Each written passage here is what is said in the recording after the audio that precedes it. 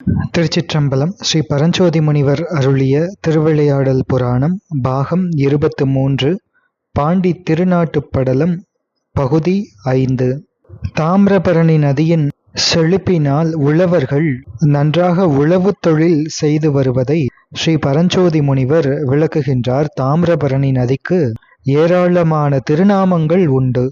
அவற்றுள் 24 திருநாமங்கள் மிகவும் புண்ணியம் தருபவை என்று ஸ்ரீ தாமிரபரணி மகாத்மியம் பூர்வபாகம் கூறுகின்றது. தர்மத்ரவா, பகவதி, தாம்ரா, மலயநந்தினி, பராபரா, அமிர்தஸ்யந்தா, தேஜிஷ்டா, கர்மநாசினி, முக்தி முத்ரா, கர்மகலா, கலிகல்மஷ நாசினி, நாராயணி, பிரம்மநாதா, நாதயி, மங்களாலயா, மருத்வதி, அம்பரவதி, மணிமாதா மகோதயா, தாபக்னி, நிஷ்கலானந்தா, த்ரயி, திரிபதகாத்மிகா என்று 24 திருநாமங்களை தினந்தோறும் பக்தியுடன் பாராயணம் செய்பவர்களுக்கு இக பர சுகங்கள் கிடைப்பது நிச்சயம் என்று தாமிரபரணி மகாத்மியம் கூறுகின்றது.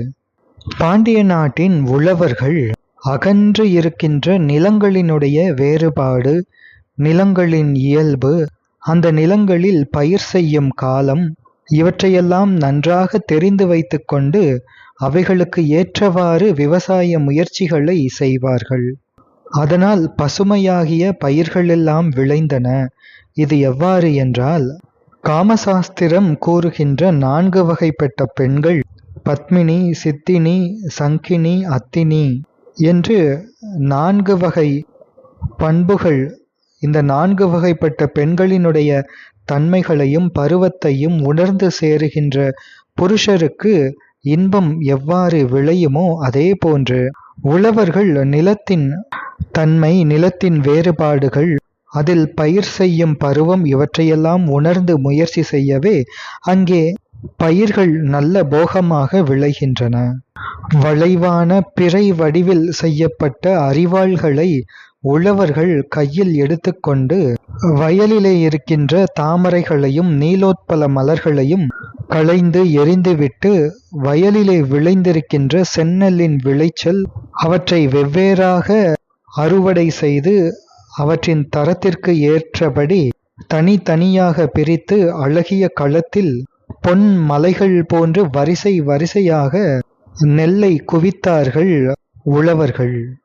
கற்றை கற்றையாக இருக்கின்ற வைக்கோலிலிருந்து நெற்களை களைந்து தூற்றி பொலிகளாக குவித்து தாங்கள் அறுவடை செய்த இந்த நெல்லை யார் யாருக்கு எந்த முறைப்படி எப்படி கொடுக்கின்றார்கள் என்றால், முதலிலே ஊர்க்காணி தெய்வங்கள் என்று அழைக்கப்படுகின்ற கிராம தேவதைகளுக்கு கொடுக்கின்றார்கள்.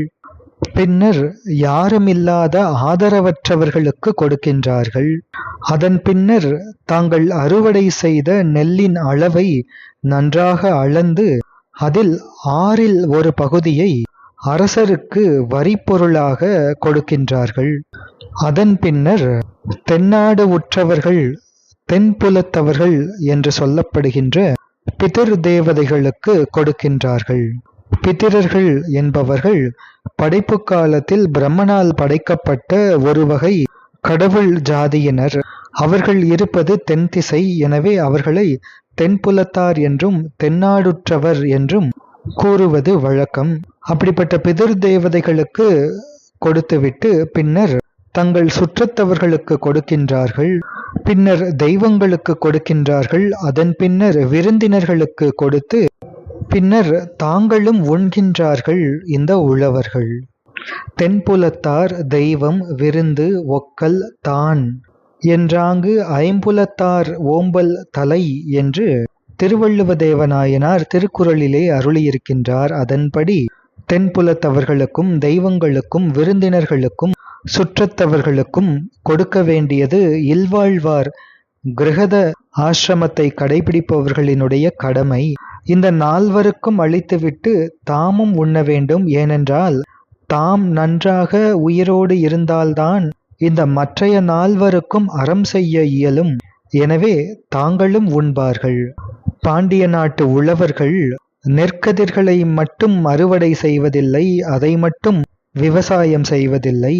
கருப்பஞ்சாற்றால் காய்ச்சப்பட்ட வெல்லம், எள், சாமை, கொள்ளு, சோளம், மலைநெல், அவரைகள், திணையரிசி, மதநீரையுடைய யானையின் முகம் போன்ற பழுக்கத்தக்க வாழை குலைகள், பல பல வகையான பயறு வகைகள், இவற்றையெல்லாம் மிக அதிக அளவிலே அறுவடை செய்து எருதுகளின் மேலும் வண்டிகளின் மேலும் ஏற்றி இந்த பெரிய பூமி கிழியும்படி செலுத்துவார்கள்.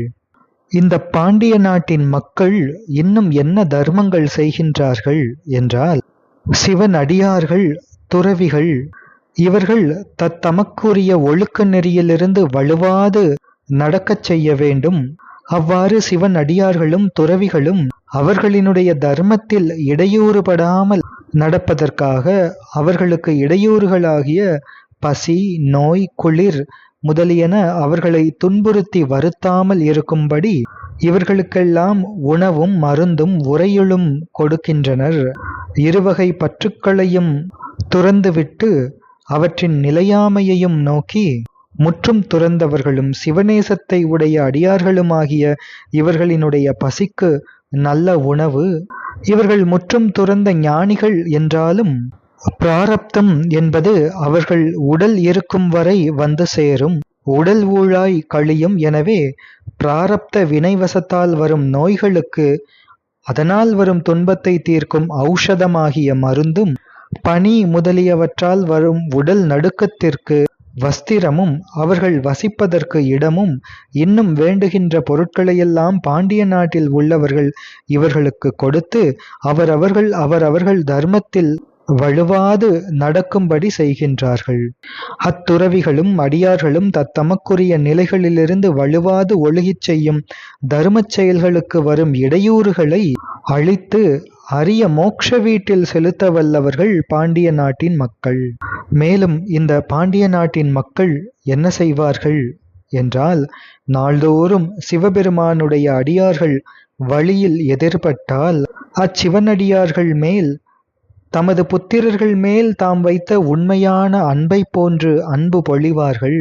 அதே நேரம் அரசனினுடைய பிள்ளை ராஜகுமாரன், அந்த ராஜகுமாரனை கண்டால் வரும் பயம், அந்த பயம் போன்று பயம் கொண்டு சிவன் அடியார்களை அகலாமலும் அணுகாமலும் அவ்வடியார் திருவடிகளை வணங்கி நல்ல மங்களகரமான சொற்களை கூறி அவர்கள் இச்சையின் வழி திறம்பாது நடந்து அவர்கள் வாய் திறந்து கேட்பதற்கு முன்பே அவர்களின் குறிப்பை, மனக்குறிப்பை உணர்ந்து அவர்கள் ஏவும் பணிகளை செய்து நிற்பார்கள் பாண்டிய நாட்டின் மக்கள். ஞானிகள் அக்னியை போன்றவர்கள். அக்னியிலே குளிர்காய விரும்புபவர்கள் அந்த அக்னிக்கு மிக அருகில் சென்று இருக்கவும் மாட்டார்கள். அந்த அக்னியை விட்டு நீண்ட தூரம் விலகியும் இருக்க மாட்டார்கள். அப்படி மிகவும் அருகே சென்று அணுகாமலும் அதே நேரம் விட்டு விலகாமலும் தகுந்த இடத்தில் நின்று அந்த அக்னியின் சூட்டை ஏற்றுக்கொண்டு தங்களது குளிரை போக்கிக் கொள்வார்கள் மக்கள். அதுபோல பிறவி பிணியை போக்க விரும்புபவர்களும் அந்த பிறவி பிணி தீர்வதற்காக சிவனடியாரை விட்டு நீங்காமலும் அவரது திருவுள்ளத்திற்கு மாறாக ஏதேனும் செய்து விடுவோமோ என்று அஞ்சி நெருங்காமலும் இருக்க வேண்டும். எனவே தங்கள் பிள்ளைகளின் மேல் வைத்த அன்பு போன்று ஞானிகளிடம் அன்பு கொள்வார்கள். அதே நேரம் மன்னரின் புதல்வரை கண்டால் எப்படி அச்சப்படுவார்களோ அதே போன்று அச்சப்பட்டு கூசி பணிந்து வணங்கியும் இருப்பார்கள்.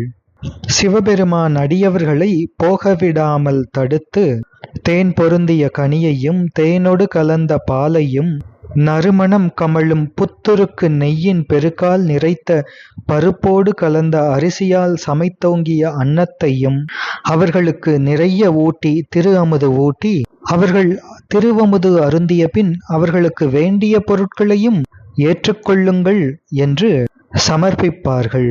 எனவே சிவனடியார்களை கண்டுவிட்டால் அவர்களை தங்கள் இல்லத்திற்கு வீட்டிற்கு அழைத்து வந்து இவ்வாறு உபசரித்து மாகேஸ்வர பூஜை செய்வார்கள் பாண்டிய நாட்டில் இருக்கின்ற மக்கள். சிவனடியார்களுக்கு வேண்டும் பொருட்களை தருதல் என்றால் சிவனடியார்களுக்கு வேண்டும் பொருட்கள் ஆடை முதலியன, ஓடு, திருவோடு என்பவைகள்.